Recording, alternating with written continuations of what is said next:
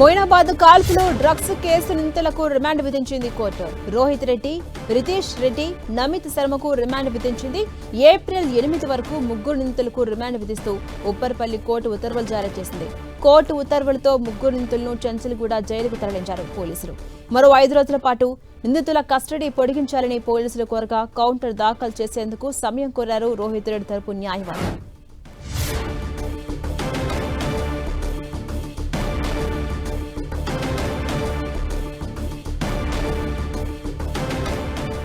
అంశంపై మరింత సమాచారం మా ప్రతినిధి కిరణ్ అందిస్తారు. కిరణ్, మొయినాబాద్ కాల్పులు అదేవిధంగా డ్రగ్స్ కేసుకు సంబంధించిన నిందితులకు రిమాండ్ విధించింది కోర్టు.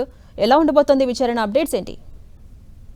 పాటు ముగ్గురు నిందితులను విచారించిన సిట్ బృందం కొద్దిసేపటికైతే ఉప్పరిపల్లి కోర్టులో తిరిగి వారిని న్యాయమూర్తి ముందు హాజరుపరిచి చెంచల్గూడ జైలుకు తరలించారు. అయితే ఈ 3 రోజుల కస్టడీకి సంబంధించి కూడా డ్రగ్స్తో పాటు కాల్పులకు దారితీసిన పరిణామాలకు సంబంధించి కూడా ఇటు సిట్ అధికారులు వాళ్ళ నుంచి కొంత సమాచారం సేకరించి ఇక వీటితో పాటు డ్రగ్ పెడలకు సంబంధించిన నెట్వర్క్ను కూడా ట్రేస్ అవుట్ చేసినట్టుగా సిట్ అధికారులు చెప్తున్న నేపథ్యంలో మరొక 5 రోజుల పాటు ఈ ముగ్గురు నిందితులను మరోసారి కస్టడీకి ఇవ్వాలంటూ కూడా పొడిగించాలంటూ కూడా పిటిషన్ను దాఖలు చేశారు సిట్ బృందం. దీనికి సంబంధించి ఎందుకంటే నిందితుల తరపున సంబంధించిన న్యాయవాది కౌంటర్ దాఖలు చేసేందుకు సమయం కోరిన పరిస్థితి కాబట్టి రేపు మరొకసారి కస్టడీ పిటిషన్ పొడిగింపు అంశం సంబంధించి కూడా విచారణ జరిగే అవకాశం కనిపిస్తుంది. ఎందుకంటే ఈ కేసుకు సంబంధించి కూడా 3 రోజుల కస్టడీలో ఇటు పరిణిత్ రెడ్డితో పాటు అతడి సోదరుడు అదేవిధంగా నమిత్ శర్మ నుంచి కూడా సమాచారం సేకరించారు. కేవలం ఫామ్ హౌస్లో ఆ రోజే కాదు గతంలో కూడా అనేక సార్లు పార్టీలు జరిగాయి.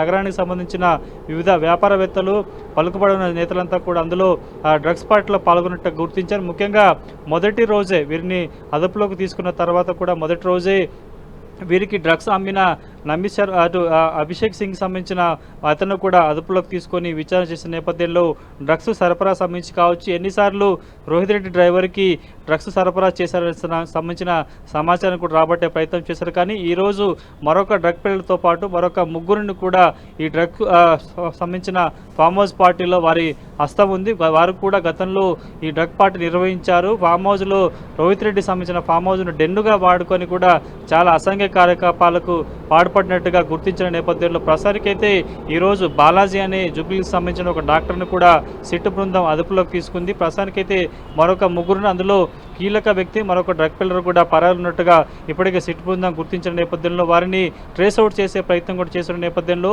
మరొక డ్రగ్ పిల్లర్ని పట్టుకుంటే కూడా పూర్తి స్థాయిలో కేవలం అభిషేక్ సింగే కాకుండా మరొక వ్యక్తి కూడా వీరికి దశల వారీగా MDMAతో పాటు వివిధ రకాల సంబంధించిన డ్రగ్స్ను కూడా సప్లై చేసినట్టుగా సిట్ బృందం గుర్తించిన నేపథ్యంలో ప్రస్తుతానికైతే ఈ కేసుకు సంబంధించి వారిని అరెస్ట్ చేయడం రిమాండ్ తరలించి సంబంధించి కూడా చూసుకుంటే కేవలం కాల్పులకు సంబంధించిన అంశం మీదనే రిమాండ్ చేయడం తర్వాత కస్టడీలోకి తీసుకొని కూడా డ్రగ్స్ సంబంధించిన మూలాలు గతంలో మొయినాబాద్ సంబంధించిన ఫామ్ హౌస్లో అనేక అసాంఘిక కార్యకలాపాలు జరిగాయంటూ కూడా పోలీసులు అనుమానం వ్యక్తం చేస్తున్న నేపథ్యంలో డ్రగ్స్ సరఫరా మీద పూర్తి స్థాయిలో ఫోకస్ పెట్టిన పరిస్థితి కనిపిస్తుంది. కాబట్టి మరొక 5 రోజులు కస్టడీలోకి తీసుకుంటే మరొకసారి డ్రగ్స్ సంబంధించిన మూలాలు కావచ్చు గతంలో ఎవరెవరు ఈ పార్టీలో పాల్గొన్నారు మొయినాబాద్ కేంద్రంగా జరిగిన డ్రగ్స్ సంబంధించిన పార్టీకి సంబంధించిన వివరాలను కూడా నిగ్గు తెలిసే అవకాశం ఉంది. కాబట్టి ప్రస్తుతానికి రేపు మరొకసారి 5 రోజుల కస్టడీకి సంబంధించిన పొడిగింపు అంశానికి సంబంధించి కూడా రేపు విచారణ జరిగే అవకాశం కనిపిస్తుంది. ఇక ముగ్గురు నిందితుల తరపున రేపు మరొకసారి ఈ నిందితులకు సంబంధించిన న్యాయవాది కూడా కౌంటర్ దాఖలు చేసే అవకాశం ఉన్నట్లుగా తెలుస్తుంది. అదేవిధంగా కిరణ్, ఇప్పటికే అటు ఈ విషయంలో కాల్పులు జరపడం కూడా కొంత హాట్ టాపిక్గా మారింది. దానికి సంబంధించిన పురోగతి ఎంతవరకు వచ్చింది? అండ్ ఏప్రిల్ 8 వరకు కూడా రిమాండ్ విధిస్తూ కోర్టు ఉత్తర్వులు జారీ చేసింది కదా, మరికొన్ని అంశాలు ఈ కేసులో రాబట్టే అవకాశం కనిపిస్తోందా? ఎలా చూడాలి? ప్రధానంగా ముగ్గురు నిందితులకు సంబంధించి కూడా కాల్పుల కేసు అంశం మీద అరెస్ట్ చేసిన తర్వాత కానీ ముఖ్యంగా డ్రగ్స్ కోణాలతో పాటు ఆ రోజు పార్టీ సందర్భంగా ఈగల్ టీం రైడ్ చేసినప్పుడు ఎందుకు కాల్పులు చేయాల్సి వచ్చిన అంశానికి సంబంధించి కూడా ఇప్పటికే ఇటు సిట్టు బృందం కొంత కీలక సమాచారాన్ని రాబట్టే ప్రయత్నం చేసింది. ఎవరిని నమిత్ శర్మ ప్రోత్సహించారు కాల్పులు చేసే విధంగా అంశాలకు సంబంధించి కూడా ఇప్పటికే ఇటు సిట్టు బృందం ముగ్గురు నిందితుల నుంచి కొంత కీలక సమాచారం సేకరించారు.